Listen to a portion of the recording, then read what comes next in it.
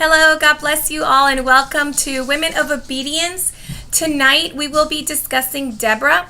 She was an obedient woman of God, whose name is listed amongst the judges of Israel in the Old Testament.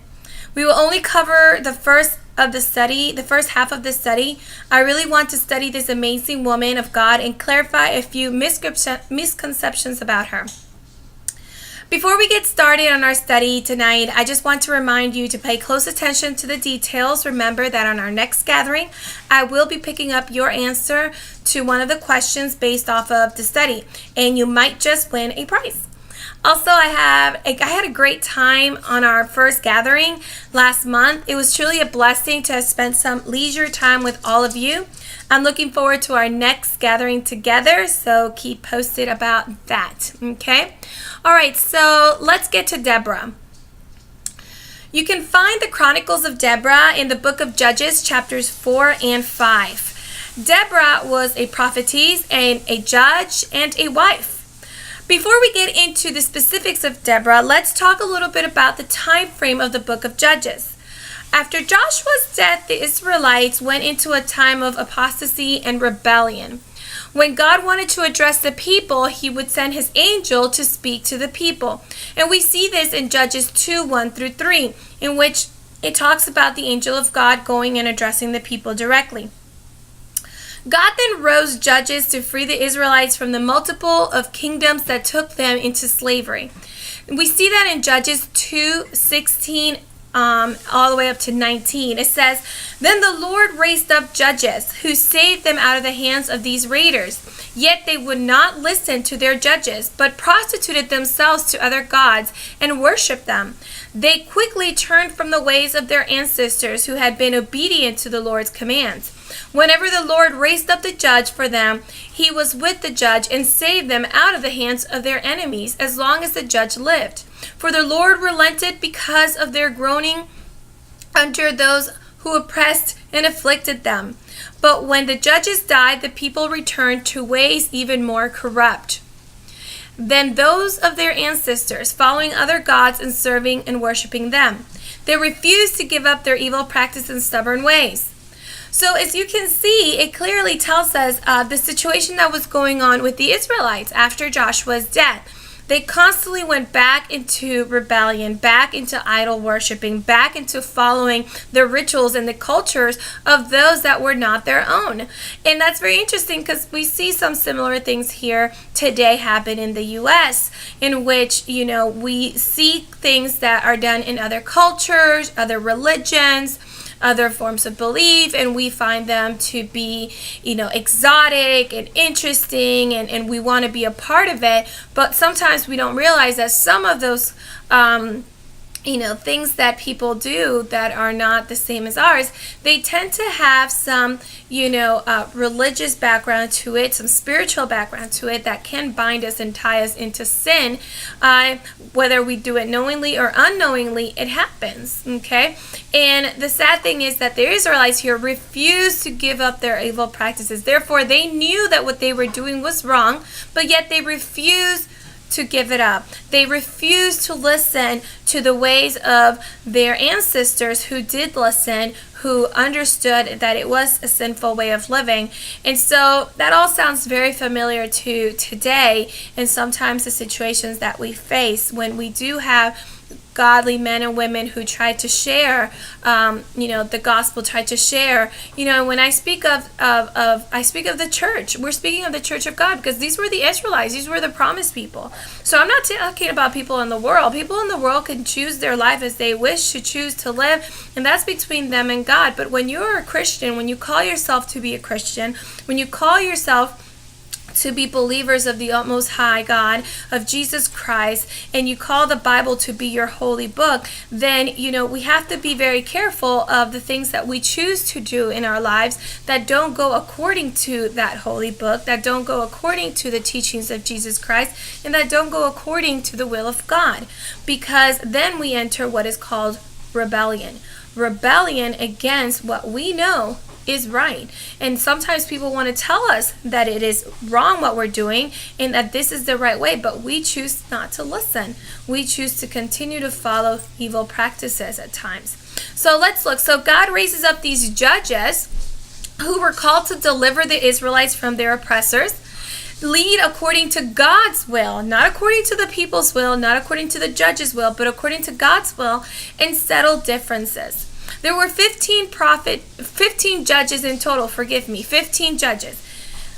We had Othniel, and please forgive me with the pronunciation of some of these names. We have Othniel, who went to war. The Bible says that he went to war. We had Ehud, who it says he was a left-handed man and that he killed the king himself. We have Shamgar, who struck down 600 Philistines. We had Deborah, the prophetess.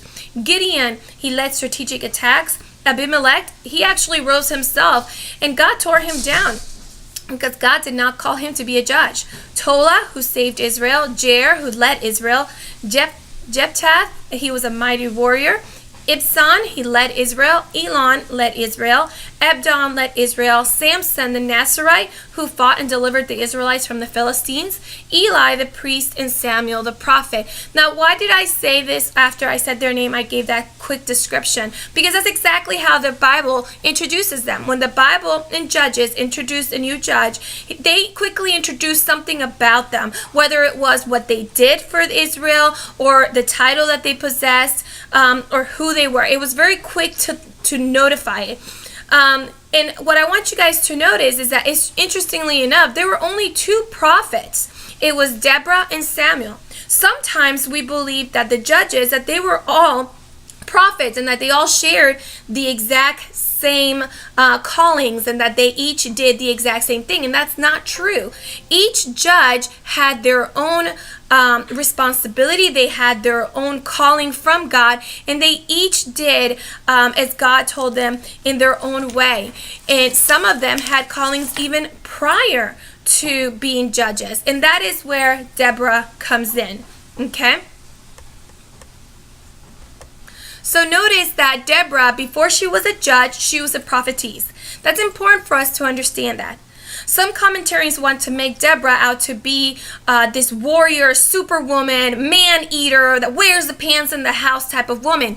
The verse describes her as a prophet and a wife. Nothing else. It doesn't say anything else about her other than the fact that she was a prophet and a wife. It later on goes to describe situations that, in which she judged over, and situations in which she spoke the word of God. But when it speaks of her character, what it speaks of is that she was a prophet and a wife. Society today has a problem accepting women in leadership positions, even within the church. Due to this, many women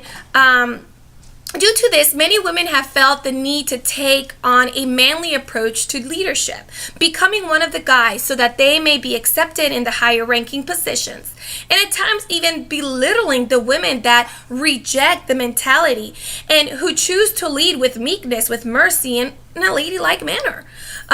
In today's society, we sometimes see that, a woman that says, look, I'm not gonna go push, and do these things to be able to make it to the top. I'm not gonna belittle myself. I'm not gonna, sell my morals and my values to be able to get a position or get ahead in life. Sometimes other women belittle them. Sometimes other women, think, oh, well, what, you think you're so good, or you think you're better than us, or oh, you're gonna let a man, get that position.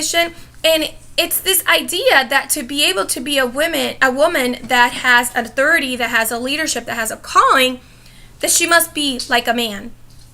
And that's just troubling to me, because God made a man and God made a woman.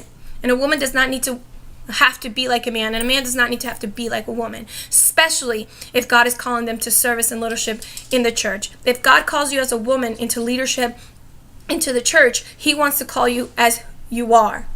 And if he calls a man, he's going to call you as you are. He's not going to call you and then say, okay, now you got to take on this personality or this character because this is how it needs to be. Absolutely not. Okay, so it is hard for some men and women to see Deborah as a submissive, meek wife and prophet that judges a nation. So we make her out to be like Samson or like Gideon, but we forget that she's Deborah. She's not looking to look like these other judges. And, she's definitely not a Jezebel who got into power and, was looking to manipulate men and manipulate a kingdom. She was Deborah. And she was who God called her to be, which was Deborah. Why do we assume that when a woman holds a leadership position, it must mean that her husband failed in his leadership position? Some commentaries believe that the reason that she was the leadership was because her husband did not wear the pants in the house. Can he be the head of the house, the leader of his own calling, and support his wife's calling? First of all, we must understand that Deborah was called to be a prophet before she was called to be a judge. And she was called by God. Would God have called a rebellious, manipulating woman to serve as a prophet? That goes completely against God's character. If she couldn't submit to her husband that she was able to see, how could she then submit to God who she cannot see? Would God have blessed her and given her such an honor as to speak the words of God to the people and lead them according to his will if she was a rebellious woman? The truth is, Deborah honored God as a prophet. She bore fruit and pleased God, and so he raised her up to the office of judge because she could handle that authority and always give God the glory. We see in chapter 6 when she dedicates a poem to God in his glory.